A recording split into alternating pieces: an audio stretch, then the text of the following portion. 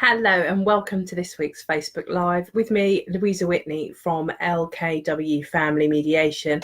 And here in Dorking in Surrey today, it is a really miserable day. It is so cold, it's wet, and you can probably tell that I've got a stinking cold. So I'm sorry if you are one of the people suffering too with colds or the weather.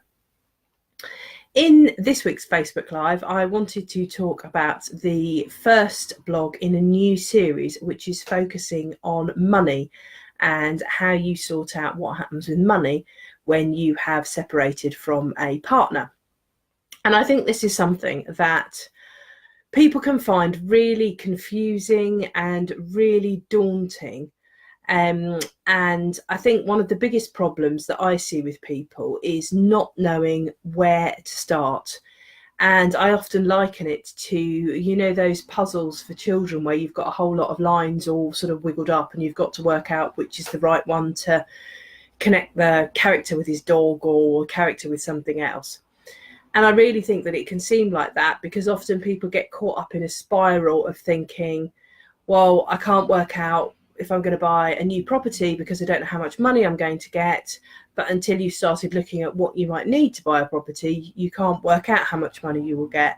And that just kind of feels a bit circular. And I think people can end up just being paralyzed by it, really, because it's just so hard to fathom out sorting out the threads and undoing that knot. So I thought today it might be helpful just to talk a bit about the process of sorting out financial issues. So the starting point in sorting out issues following a separation is always going to be working out what money that you've actually got. And that means what money one person's got, what money the other person's got, and what money you've got held together jointly, whether that's in a joint bank account or in a jointly owned property or any other jointly owned asset. And the reason that that's a starting point is that you can't work out what you're going to do with your money until you know exactly what you've got. And sometimes people have an idea of what they've got. Often people have a rough idea what their house is worth. They know how much money's in their bank account. But it's really an exercise in checking that what you think is correct. Sometimes houses are worth more or less than we think they are, particularly if we've been in the house for a long time and we have had no reason to get it valued. There can also sometimes be other policies. There could be endowment policies, for example, that were linked with a mortgage that people know they have and they pay into, but they're maybe not aware of what they're worth. Sometimes there can also be other assets. Particularly, I've seen cases where someone has been passed a bond by a family member or that kind of thing, and it's been something they've been vaguely aware of, but they don't really know how much it's worth. So it's a starting point is to get together bank statements, valuations of property, up-to-date mortgage statements, details of any other assets you have, like bonds or ISAs or shares. Sometimes people inherit shares because they've had money in a building society or in some other company, or they might have had them with a previous employer and those shares have just sat there and they may be worth more than you thought. They may not be worth a great deal, but until you find out what they're worth, you don't know whether that money is going to help you or not. And once you've got together all of details of the assets that you've got and all of the money that's held, it then enables you to have a conversation with the other person. And the purpose of that conversation is really to make sure, firstly, that you both understand what money you've got. And that's really important because sometimes your other half may have something that was passed to them by a family member and you may not be sure exactly what the terms of it are. That can be particularly the case with family trusts or with debentures that are passed down through family, lots of different things. But it's a question of saying, look, how does that work? Talk to me about this asset. Is it something that you can get your hands on now? Is it something that has to be tied up for a bit? When could you access that money? All of those kind of questions. And it's also a time to check that all of the money is together. And sometimes I think that can seem like an exercise in sort of pointing the finger at the other person. But it doesn't need to be that way. Just because somebody asks questions about an asset that you have, it doesn't mean that they're going to be having half of it or that it's going to have to be sold. It's just important to make sure you've got all the information that you need to enable you to make informed decisions about money. And nobody can make an informed decision unless they've got all of the information that they need. So sometimes it can be a question of saying, well, I thought you had another bank account. When we first met, you used to have a bank account with Lloyds TSB, for example. And the other person may say, yes, but that account was closed. If you remember, I shut it when X, Y, Z. And often they can just obtain a bank statement that shows that the account was closed. And then that deals with that bit of information. Sometimes bank statements can also give rise to questions. Part of the disclosure, the financial disclosure that's provided in the court, is in having 12 months worth of bank statements. In mediation, the process is more flexible, and I always talk people through what information do you need to enable you to make decisions. So if you've both run most of your expenditure through a joint bank account that you've both seen and looked at and checked, then providing bank statements to each other may not be something that you feel is necessary because you feel you understand what money has gone through your joint finances, and so it may be something you feel you don't need to see. Where you have retained separate accounts, you may feel that it's helpful to go through the other person's bank statements, not from the point of view of going, oh, I see here you bought this, I see here you bought that. That's not the aim of the exercise. The aim of the exercise is to get enough information to enable you to make informed decisions about what happens next.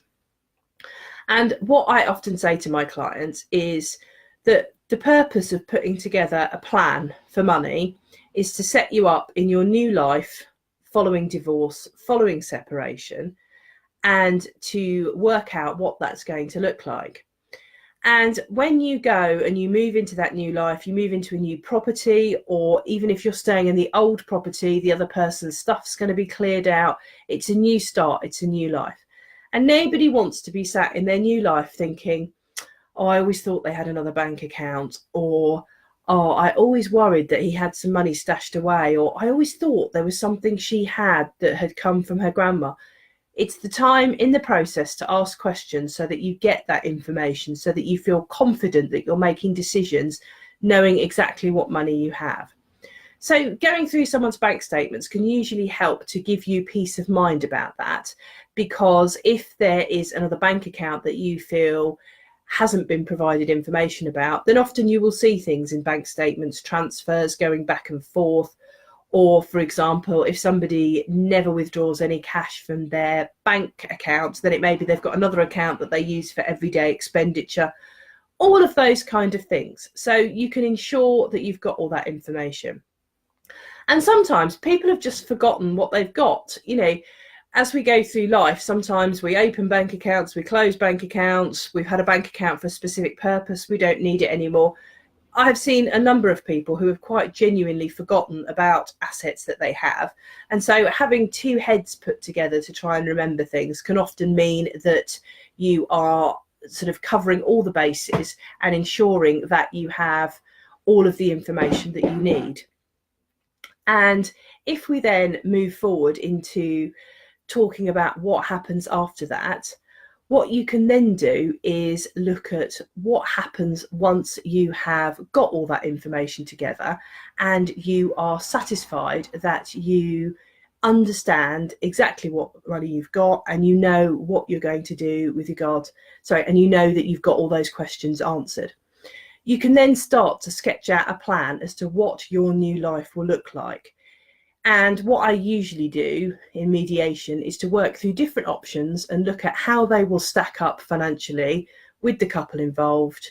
And once you see what they look like, you can then start to think, right, okay, is this realistic or not? Because that's the point. Everybody needs to be able to make ends meet and everybody needs to be housed somewhere. So both parties need a roof over their heads and they need to be able to make ends meet. So if you explore options, and I usually start by exploring the best option for each person. So if you look at what that will look like in terms of how any money available is used and on a sort of income outgoings basis, then you can see whether those options are affordable. If they are affordable and that's the best option for both parties, then great, that looks like you've got a workable solution. If it's not quite affordable, then what you have to look at is could it be affordable if you were able to just cut out a little bit of outgoings or to increase a bit of income? That can often be the way of looking at things. If it looks completely unaffordable, then you have to start to look at different options to find one that will be affordable. And in mediation, we work through different options until we find one where the numbers stack up. And sometimes it's about finding the option that is the least worst for both parties rather than the kind of option that sings out as being the best one. And that can be a really hard thing for people to get their head round, because it's not easy facing up to a different life and a life that's not the one that you contemplated. And particularly so if you're the person that didn't make the decision to separate and you feel that you're having that new life thrust upon you rather than it being something that you've chosen. And that's a very challenging situation to be in. And often that's where people can hit a wall because of the fact that they don't like the options that work financially, and they don't want that to be their outcome. And in which case, when people get stuck in mediation, we will always talk about, right, what do you need to move forward? And in the absence of having a magic wand or knowing what the lottery numbers are, we look practically at the different options and what people need. And once people have got an outcome that they can live with, then we talk about how they go away and how they finalise that so that they can then put the plan into place. So that kind of talks you through the process for sorting out financial issues. There's going to be more blogs coming in this series when I will focus on different parts, and I'm going to talk about them in more detail. Next week's Facebook Live will be back at the usual time of 12, so that will hopefully be a bit less confusing. If you feel it would be helpful for you to access free resources to help you manage your separation as constructively as possible and to understand how to navigate the difficult issues of divorce and separation, then you can sign up for our mailing list, which you can do by visiting bit.ly/LKW Family List. And that means you'll get all the resources, and I'm in the process of putting together even more resources for people, including some upcoming webinars that you'll be able to download that will talk you through in key details how to sort out your own separation. And I hope they're going to be really useful for people. If you're a professional watching this who works with couples or individuals that are separating, then you can join our mailing list for professionals, and that is bit.ly/LKW FamMed sign up. And again, you can access all the resources that we share that you can share with clients, and you also get details of our forthcoming training events and networking events that we run. My next training event is going to be a workshop for family mediators, particularly mediators who want to brush up on their skills and feel a bit more confident. And if you go to my website, lkwfamilymediation.co.uk, and click on the 2019 training programme, you'll get details of all the courses and the networking events. And if you sign up to the mailing list, you'll also get to hear about what's happening and any events that may be of interest to you.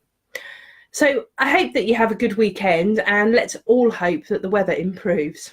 Bye for now.